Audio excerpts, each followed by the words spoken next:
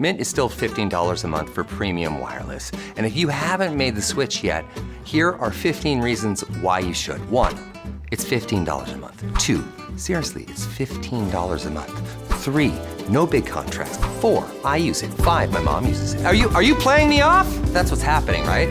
Okay, give it a try at mintmobile.com/switch. Upfront payment of $45 for 3-month plan, $15 per month equivalent required. New customer offer first 3 months only. Then full price plan options available. Taxes and fees extra. See mintmobile.com.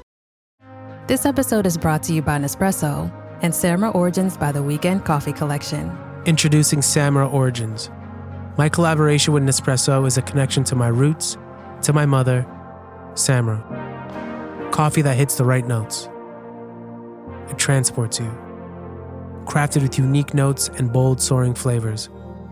Experience a taste that moves you. Nespresso and Samra Origins. Discover more at Nespresso.com. Does it ever feel like you're a marketing professional just speaking into the void? But with LinkedIn ads, you can know you're reaching the right decision makers, a network of 130 million of them, in fact. You can even target buyers by job title, industry, company, seniority, skills, and did I say job title? See how you can avoid the void and reach the right buyers with LinkedIn ads. Spend $250 on your first campaign and get a free $250 credit for the next one. Get started at linkedin.com/campaign. Terms and conditions apply. Hello and welcome back to the Cardiff Central podcast and another bombshell week in Welsh rugby, this time focusing on the Arms Park as Matt Sherratt leaves on the eve of the new season. We'll be discussing his time at the club, where it leaves Cardiff and what is next for us. There's also a look back at pre-season, Rags Corner as they face Carmarthen, and a preview of this weekend's URC opener against the Lions.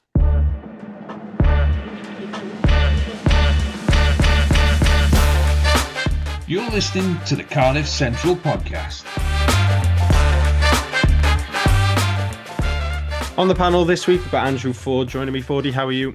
Yeah, very good, mate. Good stuff. And Tony Esposito. Tony, how are you? Dejected, but all right. Yeah, it's been one of those weeks. So it was all going well. We woke up on Monday with the scent of the new season in the air. And then bang, the news drops that Matt Sherratt is going to depart his role as Cardiff head coach with immediate effect to take over as Wales attack coach. It brings to an end his second spell at the club. He was, of course, attack coach between 2016 and 2018 with Danny Wilson. Returned to the club as backs and attack coach in 2021 under Di Young, and then took over as head coach in the summer of 2023 when Young departed. Since then, he's overseen 13 wins and 2 draws. A draw in each season seems quite impressive. And is now going to join Steve Tandy's coaching ticket ahead of the autumn internationals. Fordy, coming to you first, just sort of general reflection on Jockey's time at the club. Oh yeah, obviously did kind of 2 stints. So I think there's fond memories of both stints and the way he was almost parachuted in after Di Young left. I think he did a great job, and especially the players he's managed to develop, the young players who are now kind of starting week in, week out, can only thank him for his contribution. Tony, same question to you. Yeah, he was dropped into what seems to be standard for a Cardiff coach now, the absolute mire. But he's come up smelling the roses. He's got us playing rugby where we look like we're trying to win games, whereas I don't think that was the case with previous managers all the time. And like Fordy said, bringing through those lads that he has and having the success with kids who have come through our academy, it's noticeable, the atmosphere on the terraces, and why we're getting the attendances we are is because we're playing attractive rugby with kids from the area. Yeah, and I put out on the Cardiff Central social media stuff to ask for people's thoughts as well, and we had probably the most responses we've ever had. Read a couple of them out as I've taken the effort to write them all down. Hugh says, given the resources at his disposal, he's done a terrific job bringing a mentality, culture and style of play that brought hope to all supporters. Dave Allen says, achieved a huge amount while on starvation rations, completely changed the culture at the club and will be sorely missed. Lynn Glaister says he brought hope back to our team and reconnected with supporters. Rob Hill, Jockey gave us hope and a style. He connected with us and the players. Sean says, Jockey brought pride, progress, and identity back to Cap. Under him, we saw real growth, especially the way he developed young players. Ben, he turned Cardiff from barely a team to a team that challenged for a playoff spot in the very next season. I haven't always agreed with his selections, but his passion was undeniable. Gareth says, a massive thank you to Jockey. He took over when we were in a right mess, brought belief to everyone at the club, restored passion, and entertained us with attacking rugby. Rob Williams says, Jockey managed to reconnect me to the Cardiff I'd always known, players who knew what it meant to play at Cap for Cardiff, a style of play I recognised, and all this at a time when the squad had been decimated. Dan on Facebook says, great to watch how he developed under Jockey. Would have been great to see what he could have done with a competitive budget and a settled squad. And Mike says that he genuinely thinks that he's done a lot of good with very little in the way of resources. And yeah, just from my point of view, I wrote a piece on the blog this week, but like I don't think I've enjoyed two back-to-back seasons as much as these last two, which is bizarre when we didn't hardly win at all in that first season. But yeah, it was at a time when there was like a couple of people I go down with who had stopped going, and it was like, oh, this is becoming a bit of a slog to get down to the Arms Park every week post-COVID as life sort of changed into this new normal. But he definitely made it all of a sudden an exciting place to go and watch rugby. And yeah, last season was great, pushing for the playoffs. Like go back all the way back to the start of when I wrote them down. So Bodie, just on Jockey, his next step and Wales for a second. Obviously, he joins Danny Wilson now, who's gone in as line out and contact area coach with Steve Tandy and as head coach. Is he the right man to lead Wales' attack, do we think? It's an interesting question because you got the sense sometimes from Jockey that he didn't particularly want to be a head coach at times. So he's almost like going back to his natural position as an attack coach when he's at Wales. So from that sense, probably is the right man. Obviously, a biased part of me would want him at Cardiff rather than Wales. And I think although he did perform quite well, particularly the Ireland and Scotland games in the Six Nations, and obviously getting the win eventually against Japan, there's still like kind of questions raised about that England performance, kind of how the attack fared in a game like that. But I think with someone like Danny Wilson there, it was kind of inevitable that you'd kind of get the band back together then. So, like, obviously, wish him all the best with it. And I think no doubt he'll do a good job. As Fordy says there, Tony, there's a bit of Cardiff bias in this, but Gareth makes the point on Blue Sky as well. He says, surely Jockey provides greater overall value to our national men's game as Cardiff head coach than as Wales attack coach. Is there something in that, do you think, that the improvements that we've seen under him at Cardiff would have fared the national team better to continue that progression as somebody else gone in as attack coach in the national team? There's certainly something to be said about the freedom that he's given academy lads to come through before or in the last few managers, and probably because of circumstances, Sherratt has picked younger lads, stuck with them. Like I'm not sure we would be rolling into the season with Win It when Halfpenny or Sanjay is available maybe 3 years ago if it was a similar situation and a different manager. He's given those players confidence and he's stuck with them. And having that joined up thinking alongside Griff about how to push players through, I guess, has really benefited us. It'd be really interesting to see what sort of impact he can have when he goes back to, as Fordy said, his roots of just running the attack side and how his attack plan, does that impact the sort of players that Wales want to or have to pick?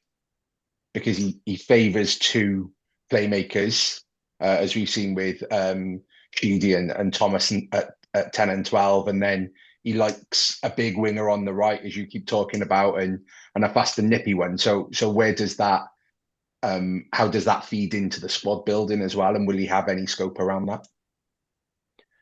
Yeah, that is a really good point. It'd be interesting. I do think he can be flexible still. I think but there are certain elements like the dual playmaker. I don't think people have I've seen a few comments online about, oh, that means Ben Thomas is at 12 forever and stuff. But I don't think Jockey is necessarily wedded to the second playmaker at 12, because during his first stint, it was obviously 10 and 15 with Anscombe and Jared there when we went to Bilbao. So I think he's somewhat flex. He's got his basic principles, but I think he's somewhat flexible within that. But yeah, it will be very interesting to see. Also, assuming he's spoken to Tandy at some point, although this is Welsh rugby, so it might have been used to Tandy as well on Monday morning. But assuming they've spoken and what they want to get out of the attack, and I think Tandy's been painted a little bit as this very defensive coach, which obviously he is a defence guy, but he's also just come from Scotland, who are pretty maverick attacking team with a guy like Finn Russell at 10. So yeah, interesting one to see how that develops. Back to Cardiff then. Fordy Hugh at the end of his comment tagged on that he's angry at the way it's been handled by the WRU. There was a sense of inevitability about this, as you said, post the stints last season and Danny coming in. But like, could they have picked a more sabotaging-esque time to do this, like the week the season starts?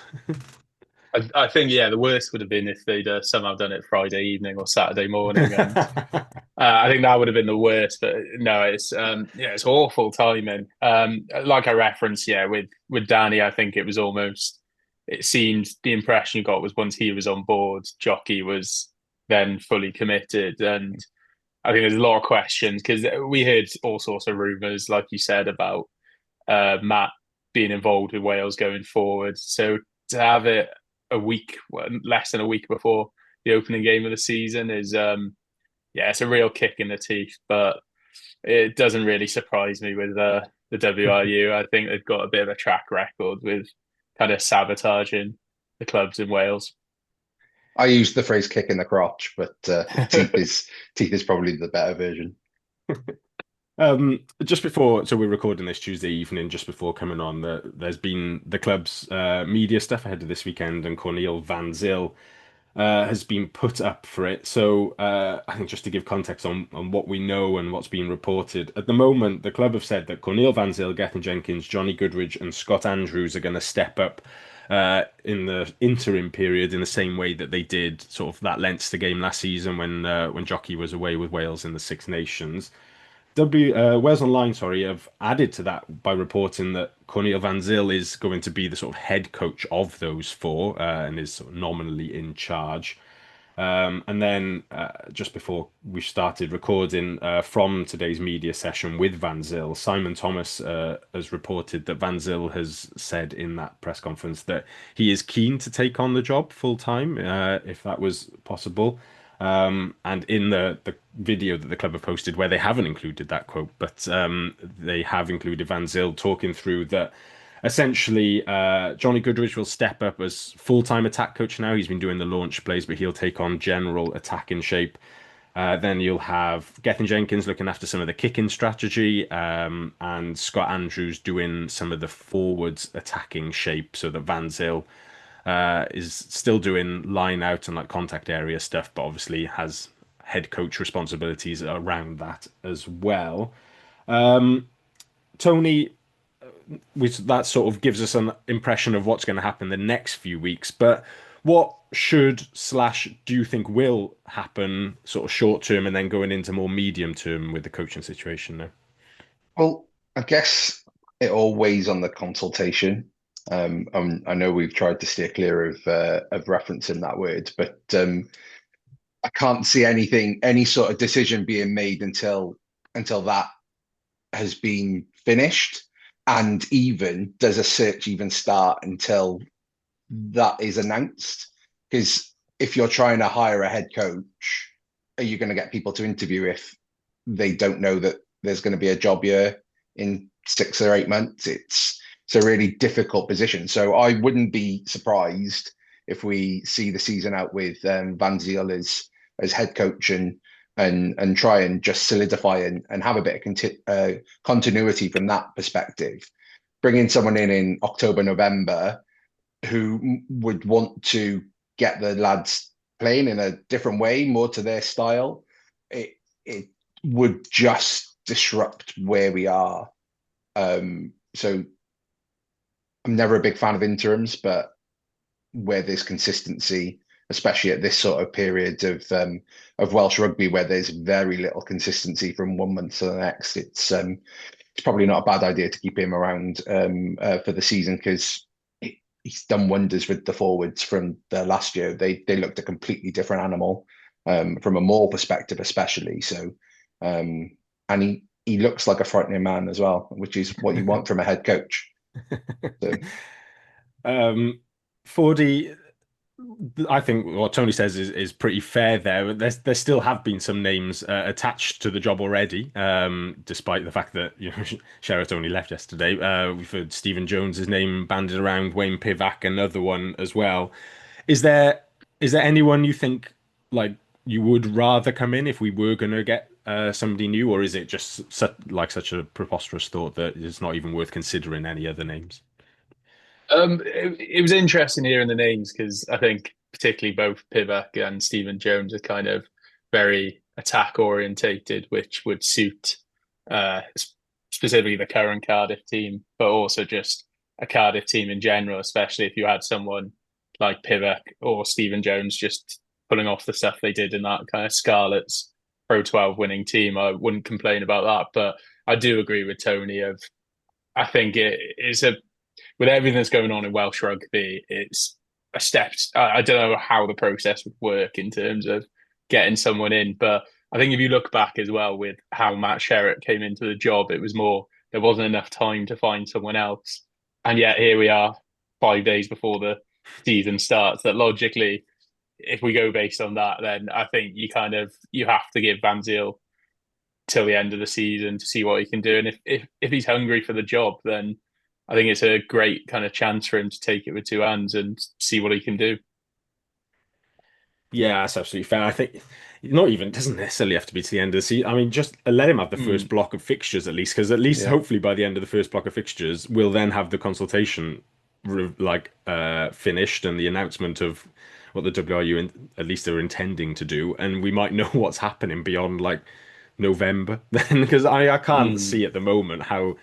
There's two things I can't see at the moment. Is one, like like Tony said, why anyone would come in and take this job, even like short term or whatever. Like it's just not a particularly attractive job to come in from the outside, attempt to overhaul any sort of game plans and stuff 3 weeks into the season, and then if they get the news then that the club's going to cease to exist, they get told that in October. Like what are you going to say to the players through December then? Like, don't worry lads, chin up, we'll still try and win a few games anyway. Like best of luck with that. And the second thing I think is that like there is not really a management structure at the club at the moment either. Like we've got Jamie doing interim managing director, I think his official title is Jamie Muir. You've got, as we'll mention in the news now, new chairman coming in. Other than that, like, who is making these decisions? Because the WRU clearly aren't helping us out. so I'm not sure what. I think the only realistic scenario for Cardiff is just carry on with the coaches they've got. Don't worry about even expending any energy on looking at what's out there. Like, just focus on getting stuff right off the field as much as possible and just pray for the outcome in October. One of the many WhatsApp groups that I'm in that talks about rugby mentioned Rob Howley, and he hadn't even popped into my head, and then immediately saw his name, and I went, that'd be such a WRU like selection to try and push him on us as well, because they're desperate. Yeah, they were desperate to get him back into the game, weren't they? I think he's taken a job though, isn't he? I read the other day. He's actually like taking a job out of rugby now. I don't know how like permanent that is, whether he'd fancy it if somebody said, "Oh, Cardiff's available, do you want it?" But yeah, that in the like sales or something like that, account manager, something along those lines. I can't remember exactly what it was. The only other thing I wanted to add is that I think there'll be a natural, a little bit jokey, but also quite serious clamour for Dan Fish to sort of step up with the first team and do a bit more attack stuff now. No, I've no qualms with if that was to happen in terms of like Fishy's clearly a talented young coach and he'll get them playing the right way. You saw some of the shapes that the Rags put out on Thursday night, and there's a lot of similarities to what Matt Sherratt's trying to do with the first team there. The only thing I would say is that like let's not shoot ourselves in the foot and hamper the development of these young players by messing around with them as well, by taking their academy coach out and taking the Rags coach out and putting him in the first team. You just end up sort of hampering everybody then, rather than like actually filling any gaps there and making more gaps down the pathway as you go. So that would be my only comment on Fishy. He's But he's only a year into his head coach career as well, yeah, and it it's a natural jump to, because he's a Cardiff lad and he's a Cardiff legend. But again, we talked about, well, not on here, but we talked before the pod about Gethin doing media and how angry he would be on a day-to-day basis. The problem with Dan Fish being head coach is you'd have to subtitle all of the media events because nobody would be able to understand him. proper Cardiff. Yeah, I think if he has the season with the Rags, and then as somebody comes in next summer and then they want to make him the attack coach, that's fine. I think you can properly do that then. But for now, he's probably best left where he is. Right, my only other question in this section, Tony, was just sort of generally looking a little bit forward, not this weekend necessarily, but to this first block and the first part of the season as a whole. Is how confident are we that the players have been left in a place to be competitive this season? I know that Jockey's gone. I guess we've talked about it quite a bit about this was a really badly kept secret. So I think Cuthbert announced it on his podcast about 3 days ago. Yeah. So hopefully that means that the club have been putting plans in place, and people like Johnny Goodridge and that have been taking more of a lead on the attack during pre-season. So we've got that continuity, like it, to make sure that the guys have got as much of a chance of hitting the ground running as possible. Also, they've got a point to prove.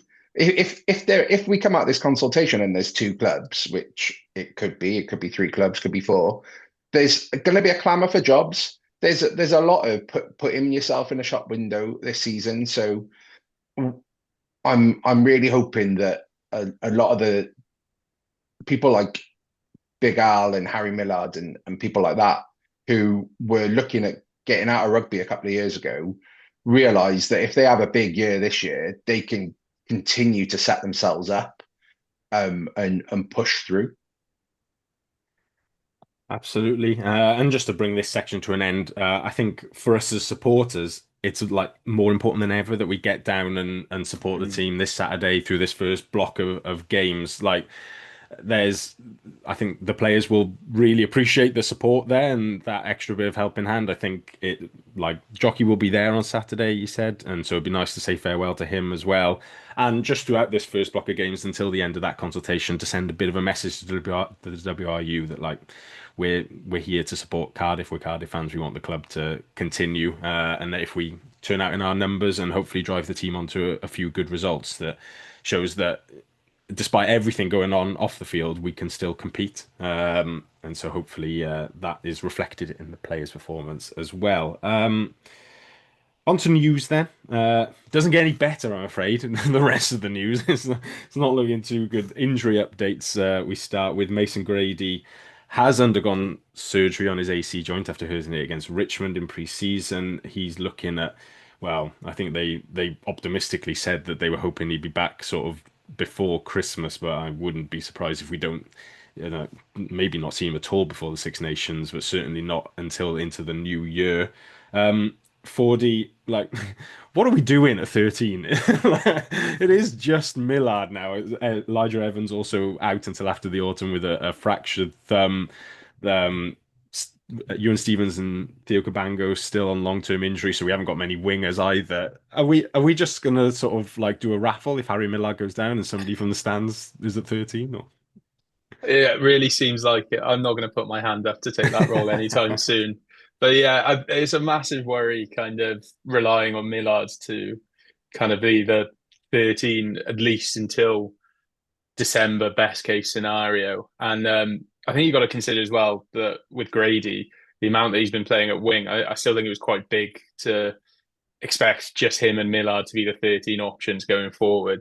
But yeah, I don't know how it works with kind of insurance, but I think we are crying out for some sort of short-term 13 cover somewhere, because if Millard goes down, and again, Millard's not your most natural 13, I think he's a lot better on the wing. I think if Millard goes down, then we're really in massive trouble there. Yeah, no, I did list a few on Twitter last week of options like short-term loan guys. Obviously, Louis Hennessy's at the bat still. He's played in the Prem Cup, but I think with Ollie Lawrence back now, he might not have too much game time there, so they might be keen for him to go. Oshan Roberts at Sale was very good for Wales under 20s last season. Doesn't seem to be getting too much senior game time there. And then at the other Welsh teams, well, the Scarlet's got quite a few at the moment. In Max Page, Johnny Williams can play there as well. Joe Roberts, obviously. So I don't know how keen they'd be to let a senior guy go out. But I've always quite liked Tom Florence at the Ospreys as well, who hasn't, he's 22, 23 now, hasn't played a huge amount of first team rugby, still in and out of the Bridgend team in the SRC. So I think there could be some mutual benefit to allowing him to come on loan to us as well for him, the Ospreys, and for Cardiff. Otherwise, well, Ray Lilo still kept his boots anyway, so he's likely to have stepped up and is going to do some more skills coaching stuff now. Goodridge is doing the attack, but it's the us not getting anybody in seems to suggest he actually could be a viable option for cover, sort of Dan Fish-esque, where we just never let him retire, despite his various attempts to. Other injuries then, James Botham's out till after the autumn. He's had a knee issue, which I think he's had surgery on over the summer. I mentioned Elijah Evans' thumb. That's also after the autumn. Matty Young picked up an ankle injury in pre-season. He's going to miss the first few weeks of the season. And then Ewan Stevens and Theo Cabango, it just says that they continue their rehab, which feels a bit worryingly open-ended, particularly for Theo, who's not played a lot of rugby in the last couple of years. But hopefully we see them back sooner rather than later. Other piece of news then, thanks to Worcester social media team for including Lee Halfpenny in the background of their photo when they came to train with Cardiff. We have found out that he's doing a bit of part-time kicking coaching at the club. Like all the reports seem to suggest he's still very keen to play this season. Who that is with remains to be seen. So it doesn't seem like it's necessarily a long-term kicking coach job at Cardiff, but he's certainly in and around the Arms Park for now. And then, as I mentioned a bit earlier, we have a new chairman, independent chairman. They keep referring to as like you have to keep saying independent, so then he really will be independent in everything he does. His name is Scott Waddington. He's a former CEO of SA Brain before they went bust, before COVID. I think they're quite keen to add that it was when SA Brain were doing really well, he was the CEO, and it all went wrong after he left. But he's also the former chairman of Transport for Wales. So jokes can include what time's he turning up? Will he actually turn up and send somebody else on his behalf? And he'll promise a new chairman coming, but they'll never actually arrive. They'll always be on a different line to the one that you're currently on. So, Also, kickoffs will habitually be 5 minutes late now. yeah, kickoffs constantly late as well. We'll add some more as the season goes on to that. Send them in if you've got any more. Rags Corner. The Rags have started the SRC season. They played 2 games since we last podcasted with Derry Cross, previewing their campaign. They got a 6-point bonus point win up at RGC in the first round, and then a short turnaround for the second round on Thursday night on S4C against Carmarthen at the Arms Park, going down 33-36. 2 tries for Derry Cross, who obviously scored a lot before he came on the pod, but every try he scores from now on, we will claim as like podcast inspired tries. So that's on the back of us. The Quins were 18-7 up at half time. Cardiff hit back through the second half. Gavin Parry and Tom Cottle going over. More tries. Roger Morgan going over for his first try for the club from close range as well. They were 33-26 up going into the last few minutes, but then Quinn scored from a maul before a bit of messing around and a kick that was short from the Quins. Cardiff tried to run it out, get turned over, and Ellis Price kicks the winning kick for a 33-36 loss. Tony, you were there. Your general thoughts on that Thursday evening game? We looked underpowered up front. And it's not often that I've been able to say that over the last couple of years with the Rags. Like we looked short of the Hud brothers and a couple of others. I'm not convinced by like we got a proper tooling in the scrum in the first half as well. I'm not convinced by Will Davis King even at that SRC level. There were bright patches, but yeah, a lot of what we've done good over the last or done well over the last few years it has come off being a good pack, getting fast ball and using our explosive backs and we just didn't have that ability. Talking to Hugh from the Cardiff Rugby Supporters Club, he said it was a very similar performance against RGC. The only difference was we managed to get the win there, but it was a very similar performance. So it was sounds like it was quite scrappy up at RGC as well.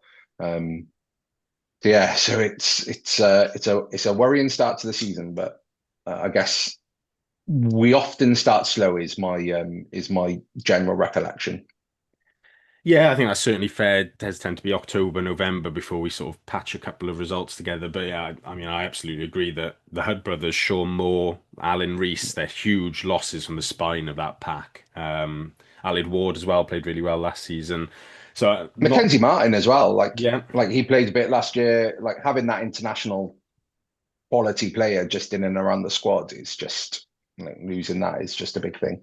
and then a couple of new combinations with like Ian Davis and Lloyd Lucas at 9 and 10. Reese Cummins is new at fullback, who had some good moments, had some tough moments as well. But yeah, hopefully those guys, the younger guys, there's plenty to learn from there. Particularly, I think for the likes of Lucas and Cummins at 10 and 15, and how to manage that last couple of minutes of a game when you're just in the lead and holding on to that. But yeah, no, not panic stations just yet, but a couple of tough games coming out with back to back against Ebbw Vale now for the Rags, which I'm not really sure how that works on a fixture when you can play everybody twice and you just play the same team twice in a week. But yeah, going up there on Saturday will be a tough ask because that's not a place you want to be going when your pack is a little bit underpowered. Moving on then to more on-field stuff for the first team. We'll touch on pre-season. Obviously, myself and Tony discussed the Richmond game a little bit in that Rags podcast, but Cardiff beat Richmond 71-10, and then in the second pre-season game went away to Leinster in Dublin and won 31-10 at the Tallaght Stadium against, not the strongest Leinster, it's fair to say, but I mean, I've seen Cardiff lose to not the strongest Leinster many, many a time over the last couple of years. So good to get the result there. Fordy, so what were your general pre-season takeaways, performance-wise or individual players? I did kind of wonder before the Richmond game, what value the Richmond game would have. And I think scoring a try after, what was it, 30 seconds kind of almost confirmed it there and then. But there was like some very positive play. I thought really frustratingly, both Elijah Evans and Mason Grady looked very good before they both went off. And then the Leinster game, I thought what really frustrated me was it was a comfortable win, but I think we left so many tries out there. And I really think we can't get away with doing that when it comes to the start of the URC and some of the teams that we'll be playing. That, like you said, it was quite a young, inexperienced Leinster side. I think we'll really have to kind of polish those sort of chances off if we get them, especially against a team like the Lions with a pack that they have. I think we need to take every chance we get, but positive signs, especially a decent win against Leinster. Tony, I know we've spoken briefly about the Richmond game on the pod, but yeah, your thoughts generally from pre-season and that Leinster game? I think we talked about it a little. Like the stuff we did off the ball against Richmond was probably the most important part, as in structure and shapes and stuff like that. I didn't watch the Leinster game. I can't remember where I was. I think I was at the Bridgend game, watching them play Carmarthen Quins the other week. So it's I take preseason with a pinch of salt every year because you can win preseason and then go on a run of three losses.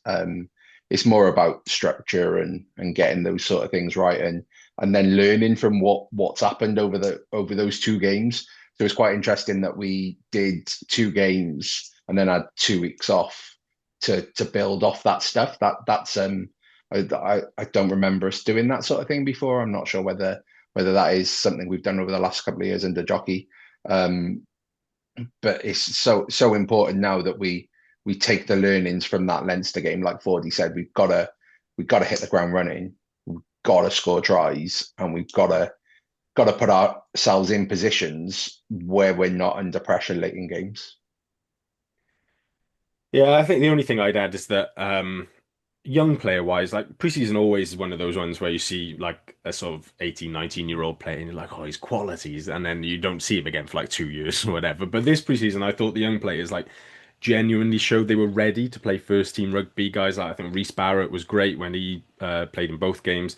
Stefan Manuel getting the nod to start away at Leinster. Like he's still broad, don't get me wrong. He runs down a blind alley every now and again, but yeah, some of his touches are like, yeah, this guy I'd have him as my backup to Ben Thomas this year and like have Roy Jennings as a break glass in case of emergency guy. I think he's generally ready to do that. And then we'll get on to team selection for Lions later, but I suspect there'll be a strong conversation to be had around Tom Bowen starting that game because yeah, he's just electric, like X Factor guy, but I think has a level of maturity to put himself in the right places to get involved in that. You know, one of the tries that we sort of technically left out there, but also didn't leave out there was one that he scored just before half time, which was a definite try. But I know there were some people in our Cardiff Central WhatsApp group who were less than impressed by the refereeing, and I'll cut them the benefit of the doubt that it's preseason for them as well. But they've given it as a knock-on in goal, which is just an absolutely bizarre decision considering that the ball finishes rolling backwards. So I don't know how you would have knocked it on and then the ball rolled backwards, but it's a great finish, and he pops up on the right wing to finish off that move when he was playing on the left wing. So yeah, I think great stuff from him, and yeah, we'll have the discussion about who starts on the wings in a bit. At this point of the pod, then, if you're enjoying what you're listening to, please do feel free to like and subscribe if you're listening on some sort of podcast platform. If you're on YouTube, do feel free to like the video and subscribe to the Rap channel. I think it's just crossed the 2,000 subscriber mark, so we can kick on towards the road to 3,000 now. I think producer Lee's probably going to start pushing that soon. But yeah, do feel free to leave us a comment as well. Obviously, only nice comments allowed. If it's a mean comment, we will just call you out on the pod and harass you relentlessly until you delete it. But we'll move on then in the final part of this podcast to this Saturday's game. Cardiff face the Lions in the first round of the United Rugby Championship. Saturday night, 7:45 p.m. kickoff at the Arms Park. The first weather forecast of the season, which will definitely be wrong. It currently says it's drizzly but dry by kickoff, so expect somewhere between storm and really nice sunny evening. The Lions come to us off the back of finishing 11th last season. We beat them at the Arms Park back in late March, early April time, just after the Six Nations. As we were discussing just off the pod beforehand, they do play in the Currie Cup, and they did lose that in dramatic fashion last week via a last kick of the game. Fordy, you had a quick look at them, and what were your thoughts on sort of, is that good? Do they continue playing for like 12 months and just never stop, or is it a bad thing? Yeah, I'm really conflicted of whether, yeah, they've got this kind of momentum building that they've been playing consistently, whereas our players haven't. So does that mean they'll just hit the ground running when they come out to the Arms Park on Saturday, or are they going to be deflated that they just lost the Currie Cup final? I'm hoping it's the latter, because that would be a nice game to be involved in on Saturday. But yeah, it seemed that they had quite a few of their starting players, particular ones that started at the Arms Park. I think it was either last March or April we played them. So yeah, it'll be interesting to see how they get on. But yeah, hopefully they're all knackered. Yeah, that's what we're fingers crossed for. They've named a touring squad to come up to the Northern Hemisphere. They play us and then have an Italian doubleheader where they play Zebra on the 5th of October and Benetton on the 11th. 30 odd players in it, including two new signings. Angelo Davids has come in from the Stormers, and Edouard Keita has come in, I think, from the Grickers. Not sure about that, though. Also, Dylan Schoblom up front is a new face. They have lost Marius Lowe, their captain, has gone to Sales Sharks, and Edwil van der Merwe, I think he's a newly Springbok winger, has gone to the other Sharks, the actual Sharks, not the Sales Sharks. Just going to anybody called Sharks, basically. Other than that, it's a pretty settled team. Ruan Venter's been around the block a bit in the back row. Frankie Horn in the pack as well. Richard Creel. I think if your surname is Creel, you're automatically quite good at rugby in South Africa, as David and Jesse seem to prove. They've got 4 players on the standby list, including Chris Smith, the former Bulls fly half who's come in from the French league, which is a bit of a surprise that he's not there. So I think that's probably a boost for us to not face him on the weekend. But as I was saying off the pod beforehand, I don't really know anything about the Lions. They just don't really exist to me as a team. Sort of everyone, the Bulls and the Sharks are like the main South African team. That's where a lot of the Springboks come from. They're the ones who play quite well every season. Well, the Sharks actually don't really. They massively underperform considering the Springboks that they've got. And then the Stormers are the ones who, perhaps not having as many Springboks, but are usually there or thereabouts in the latter stages of competitions. And then the Lions, I don't know, they just turn up every now and again and we play them and we tend to do all right against them, but they're a little bit, as you would expect, like they're sort of like South Africa light, and that they've got quite good pack, but it's obviously not as good as the other South African teams' packs, and they've got quite quick backs, but they're not quite as quick as the other South Africa teams' backs. Tony, from a Cardiff point of view, looking at this game, is it, I don't know, is it an exaggeration to call this suddenly now like one of the most important games that we've had in a good few years on the back of everything that's happening and the need to kick off the season well with a win? No, if we lose, it's panic stations, and we immediately regret all decisions we've made from now until the end of the season. It's a really important game. Like the elephant in the room is you don't want to be a team that starts the season badly, because you don't want to give them lot any credence on who to get rid of.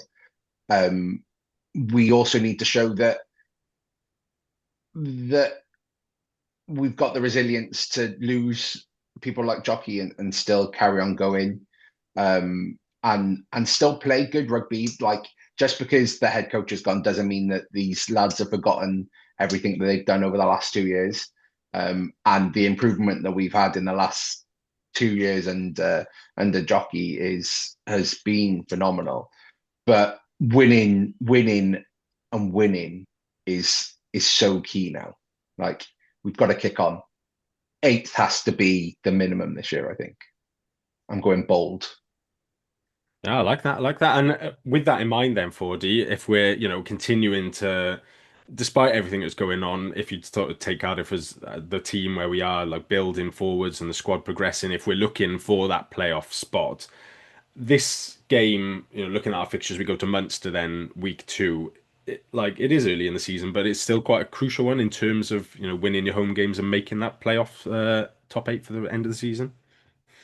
Yeah, absolutely. I think it was last season, the first block. I think there was 6 games. We won 3 of them, picked up a few bonus points in a couple of the losses, and that kind of set us up to be in a position where going forward we were kind of in that playoff contention. So particularly with more home games geared towards the start of the season, I think it's home games in particular, like the must wins, and especially with the atmosphere we get down the Arms Park. And yeah, it's easy to kind of say that it's the first game of the season, but with Munster straight after, we're such a momentum team that like as soon as we get a run of wins, we're just we put in better performances, that I think it would be the kind of perfect way to start the season, is to get that win and get that momentum rolling then.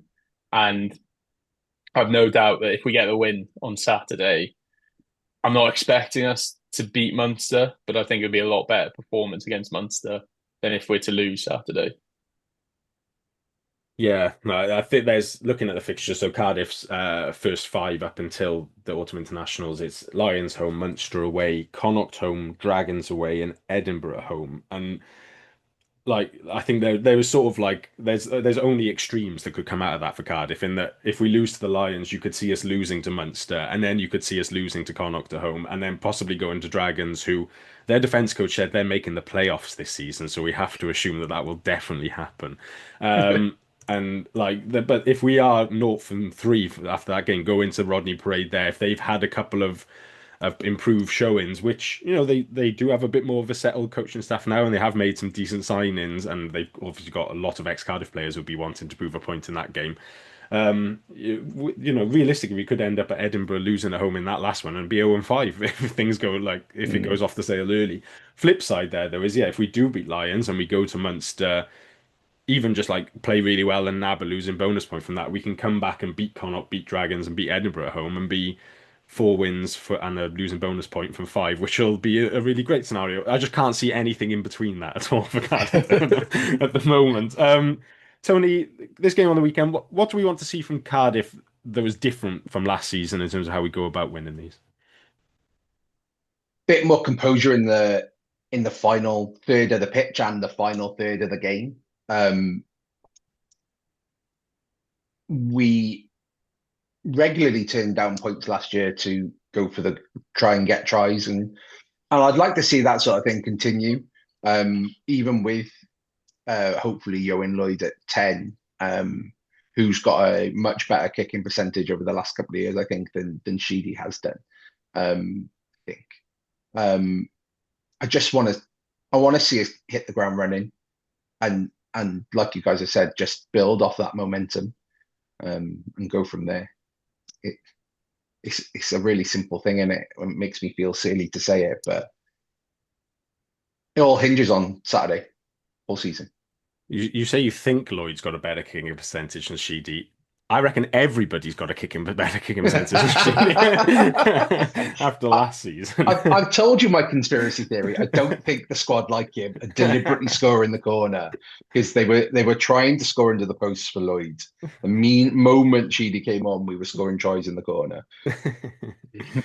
We'll move on to team selection then. So I mentioned the injury list a bit earlier. There's a couple of players who weren't included on that who were sort of question marked on my squad list at the moment. Anyway, so we haven't seen anything of Corey Domachowski in pre-season. I haven't seen him in any of the training pictures or footage either, so we're not really sure what's going on with him. Ed Byrne also not involved. Haven't seen him in any training stuff, but he did go out with the team to Dublin. Unsure if that's just because it's where he's from, and so they sort of said we've got a spare seat on the plane if you want to come along or something. Or whether that's a point to whether that suggests that he is like quite close to returning and he will be involved. And then Falatau is the other one as well. I don't think we would necessarily expect to see him in pre-season, just on the basis that he seems to always be quite good when he comes back without having played anyway, and he is liable to get injured. A slight change of wind direction, but he was in one of the photos, I think. He was, but he was chatting to Tips. He was in in a lot of the training stuff. He's been in the photos, but like on the side, like not fully involved. Yeah, and like there was one, they put some pictures up or video, I think, after they announced that Jockey was leaving to sort of show that everything's carrying on as normal on Monday, and he was stood in shorts and like a training top in running shoes, not in boots. I'm not sure if that's just because they were doing testing or whether that's. It also could be the case that he's sort of got the Nick Williams role of he does whatever training he sort of wants to do and then just turns up on the weekend and plays. So so we're not too sure about him. Stefan Manuel's in the concussion protocol after the Leinster game, so it depends whether he's past that.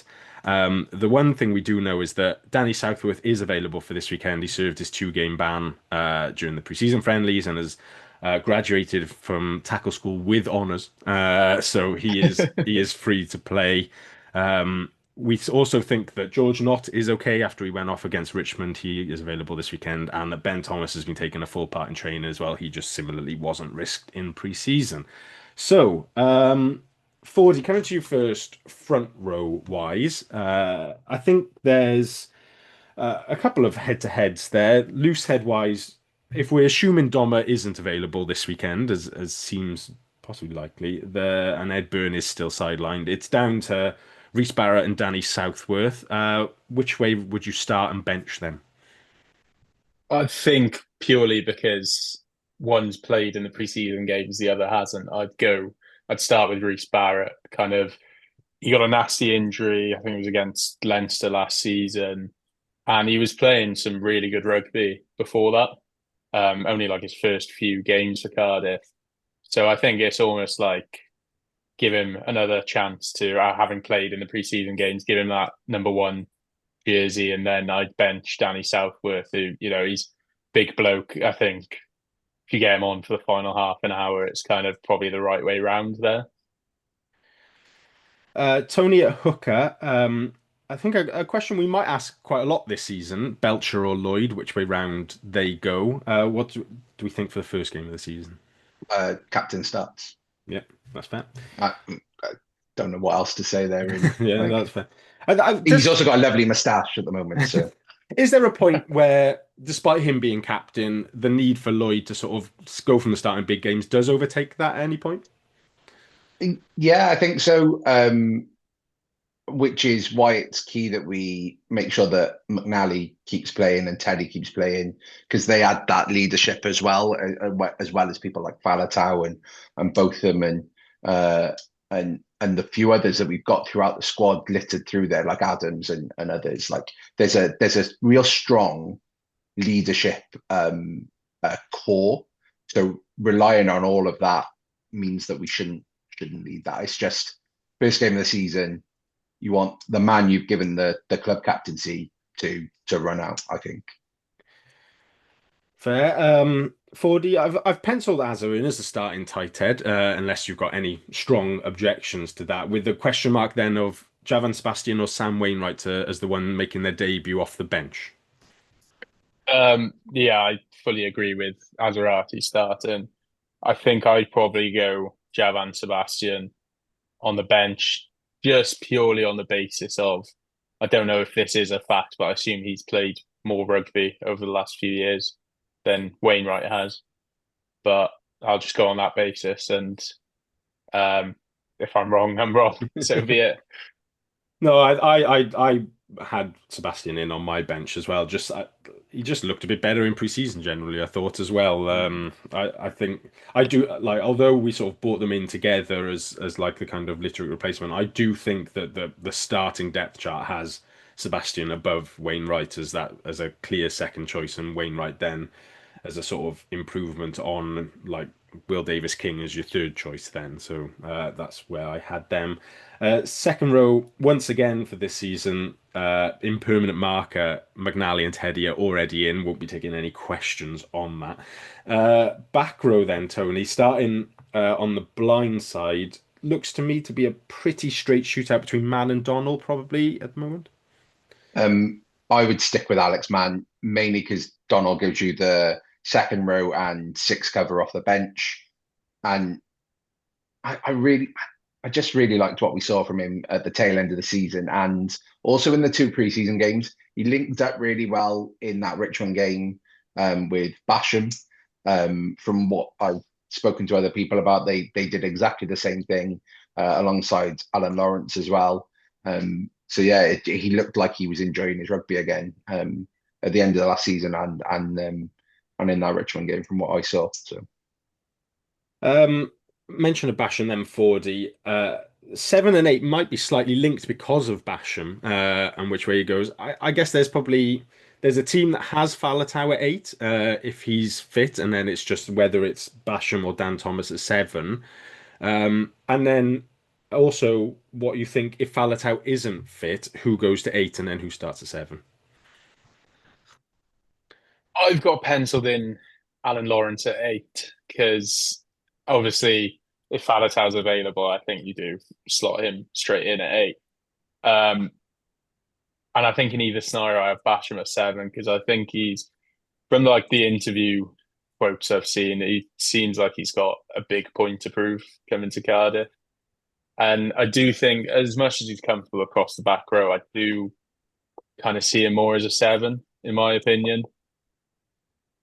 But again, with like, if Falatau's not available, I'm very comfortable with Big Al at 8 to just kind of try and keep that momentum going on from last season, because I think he put in some unbelievable shifts and he did look quite solid when he came on against Leinster. Oh, sorry, he started against Leinster, didn't he? Yeah. He did look solid with his carrying. So if he can just keep that momentum going, I'd be happy with that. And it's just he just carries all day. And I think against a team like the Lions, it's kind of, you need those carriers just going back and forth. And unfortunately, Falatau would be my preference, but like if he's not available, then Big Al is a great second choice. I wonder whether there's a conversation about keeping Falatau's powder dry for out in Munster. He loves playing against Munster. There was that superb try that we scored last year, I think was against Munster, running down the wing.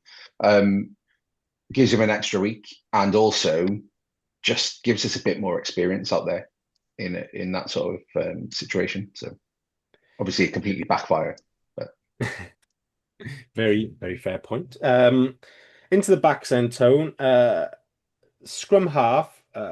Obviously, there's I think if we assume that Ian Davis is probably staying with the Rags for now, there's three senior guys there: Johan Mulder, Aled Davis, and Ellis Bevan. Who gets the nod for this first one for you? Mulder Hill rule. So Johan Mulder. Would he start anyway for you if it wasn't even there? Yeah, I from about halfway through last year, I thought he was our number one. Ellis Bevans looked really good. He looked really good against Richmond. He had a couple of sniping runs, which were similar to what he used to do at the Rags when he broke through initially. But so hopefully he's getting back to that sort of game style, and get the Gatland style out of him. But Mulder was brilliant at times last year, and obviously against the Lions we had that massive viral clip that the club can continue to roll out in the build-up once the team's announced against that. The lad who is currently awaiting the result of his drug or failed drug test and whether he'll be suspended for it. The prop lad, I can't. Nicely put on a legal standpoint there as well. Like we're just reporting the news. We're not casting any aspersions. The news is the massive prop has failed a drug test, but he can still play until December when his hearing is, and that's all we're saying. We're not saying anything else about it. So we've got Mulder at 9. 40. Tony mentioned earlier he thinks hopes that Lloyd starts at 10. In a sort of direct head-to-head, Lloyd v Sheedy. Who are you going with? I feel like that Leinster game, the team, particularly the back line, it almost felt like that could well be the kind of first choice back line to an extent. So like on that basis, and given like how much they played together towards like tail end of the last season, I'd be more inclined to go Sheedy. And it's particularly from the point of view of like trying to work out my bench is we've not got a huge amount of depth at centre. We've not got a huge amount of depth at wing. Johan Lloyd has played centre and wing. I don't know if he'd particularly want to play either right now because he's kind of got his sights very much on being a 10. But it does give that option of if he's on the bench, kind of chucking him on if there's any injuries. No, I absolutely agree. I had Sheedy in my team as well. Because I actually played quite well against Leinster as well, like some of the kick passing and the attacking shape and stuff. But it does come with a massive caveat of, and I've written in capitals next to Ben Thomas, goal kicker at 12. Like it has, like Sheedy didn't kick great again in pre-season, I didn't think, and maybe Lee Halfpenny has like done an intensive course where like Sheedy wakes up in the middle of the night, like Lee Halfpenny's just staring at him in bed, like do kicking practice now, and he's going out at like 3 a.m. to do it. But yeah, I think you have to give the tee to Thomas to start this season and go from there because it just takes the pressure off Sheedy as well. Like if the real concern is that if he does start on Saturday and then the first kick goes wrong and you just know that there's not going to be able to contain the groans on the terrace when that kick goes awry. It could not. It hasn't so far, but at some point it's got to sort of get stuck into his confidence a little bit. So yeah, go Sheedy for now. And then the rest of the back line, I don't know if there's much conversation to be had really, just because of those lack of numbers. I've got Thomas and Millard at 12 or 13. I've got Josh Adams and Tom Bowen on the wing, and then Cam Winnett at full back. I don't know if anyone's got any strong feelings on anyone else who I may have forgotten there. No, blank faces staring back at me. I may, the Beetham did come off the bench against Leinster, so you could say he could start at full back, but I'd struggle to see a scenario where it's not Winnett, to be honest, at this point. Like, they're going to be quite careful about Beetham, I would have thought, getting him back in after a couple of back-to-back injuries, and also just because Cam was great at the back end of last season as well and probably deserves to be the starter at the moment. So, Yeah, that's the back line. Bench then. So what have we got so far? We've got Danny Southworth, Evan Lloyd, and Javan Sebastian. If we're assuming that the Faletau is either not fit or left for Munster, well, I suppose the first question, Tony, is 6-2 question mark? Yeah. So if you've got Sheedy at 10, you have Ewan Lloyd done as the extra one. So forwards wise though, then you've got 19, 20, 21. You've guys like George Knott, Rory Thornton, Ben Donnell, Dan Thomas. Who are you slotting into those positions? I want Knott, Thomas, and Donnell. I think Knott gives me second row cover, so does Donnell. Thomas gives me 7. Donnell also gives me 6 cover. I think Knott does a little as well in a pinch. And then Basham gives you 8 cover. So you've covered all of the back row and the second row in those. And you've got Alice Bevan. We can come on to that, but Alice Bevan covers 9 and wing. And like Fordy said, yeah. I suppose my only challenge to that might be is he might not do Thomas and he might do Thornton, Knott, and Donnell with Alex Mann as your 7 cover then, who I'm plucking this off the top of my head as I speak, but I think Mann might have started at open side against Lions last season. That might have been. Yeah, he did. Yeah. So just like against a South African team, like it's full on bomb squad. Like Thornton comes on, shores up the line out, Knott comes on with a bit of weight, and then Donnell is a big heavy guy as well.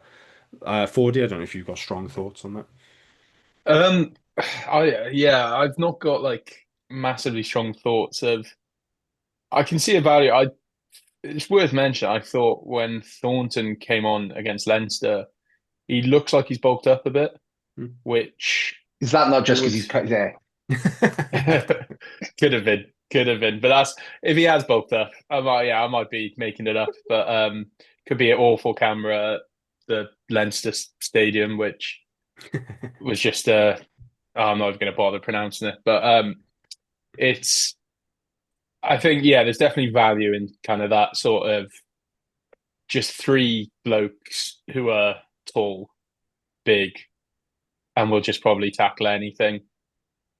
But again, I wouldn't be too like disheartened if like Dan Thomas slotted in somewhere there to like towards say the last 15 minutes if it's tight. Just kind of he's a bit of an animal everywhere, and he's not your usual 7 breakdown threat, but he does a job there. And it's really tough kind of trying to pick the perfect bench. Tony mentioned Bevan there as the replacement 9. I also had that down, which I wonder if that might surprise a few people with Ali Davis not there. My thinking there, I don't know if you seem to agree. He played on the wing in both preseason games.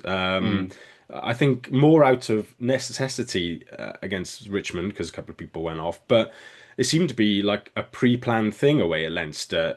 Do we think that is a point to a 6-2 bench and that Bevan then genuinely covers scrum, half, and wing? I think he does. If you think back to Wales against Japan in the second test, the Jockey also brought on his 9 quite late. Was that Morgan Williams? Or yeah, he brought him on on the wing, and then eventually moved him into 9 and moved Hardy out of the way so Wales could win the game. But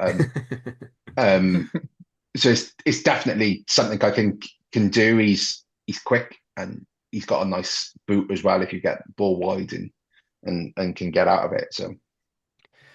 Yeah, and then I think we all agree on Lloyd in the 23 jersey then as like a proper Swiss Army knife of a guy. But I think if it goes to plan, he would just come on for Sheedy there, like 60 minutes, and just add a bit more tempo and a bit more of a running threat himself from 10 then as well.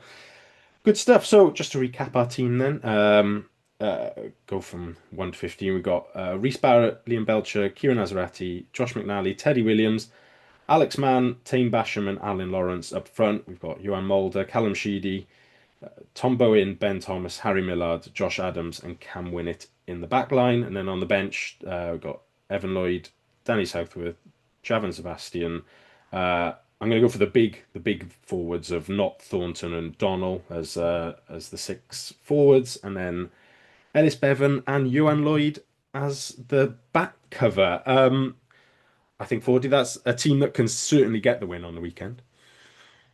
Yeah, let's hope so. Does worry me in terms of there's not many other big name players in reserve there in terms of on the standby list, but yeah, I think it's a very, very good team and a very solid team. Good stuff. Tone, anything else? Anything to add? I was just going to ask, do you reckon we could have Sheedy starting the game in a scrum cap? And then when the kicking happens, he sneaks into the terrace and outruns Halfpenny in another number 10 Cardiff shirt. And we go from there. Maybe that's what the plan of why Halfpenny's hanging around the side and why they didn't want him in the Worcester photo, so it was quickly taken down. I don't know if they've announced the referee appointments for this weekend yet, but there are definitely some URC referees who would allow that to happen. I feel like I liked. I don't know if you saw this week, they announced that the 20-minute red card is coming to the URC in some sort of trial mode in it. The slight difference, I think, in the way they're putting it in than like the Prem and the top 14 is that there is a sort of review process which the others don't have. Previously, we've seen it at international level where it goes to the bunker and there's like a whole other referee in the bunker waiting for that. Whereas in the URC, it'll go to the TMO to review whilst the yellow card period happens, and he will go back to the referee. And there was I forget who it was now, but it's like an English media guy who said, very strange this, like the TMO will be reviewing it, but won't he be keeping an eye on the game? And there was just a flood of comments like, it's okay, it's the URC, he doesn't keep an eye on the game anyway. Like, he doesn't do anything else. But yeah, if we get one of those sort of refereeing teams, if there's like a bunker going on and the referee's like got his head planted firmly up his backside, we might get away with Halfpenny coming on. Good stuff. Thank you, gents. We will be back next week as the season gets properly underway with panels coming on every week. We'll be looking back on the Lions game. We'll touch on the Rags in the middle of their Ebbw Vale double header. And look forward to that game away at Munster the following week. But until then, thank you, Fordy. Thank you, Tony, for joining me. And thank you at home very much for listening. We'll catch you next week.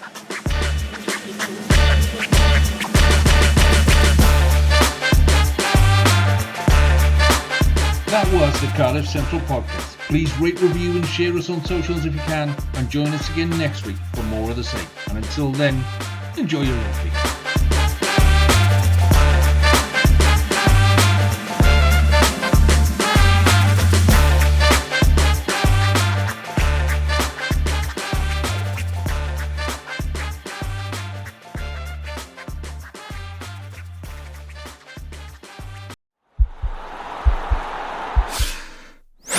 This podcast is part of the Sports Social Podcast Network.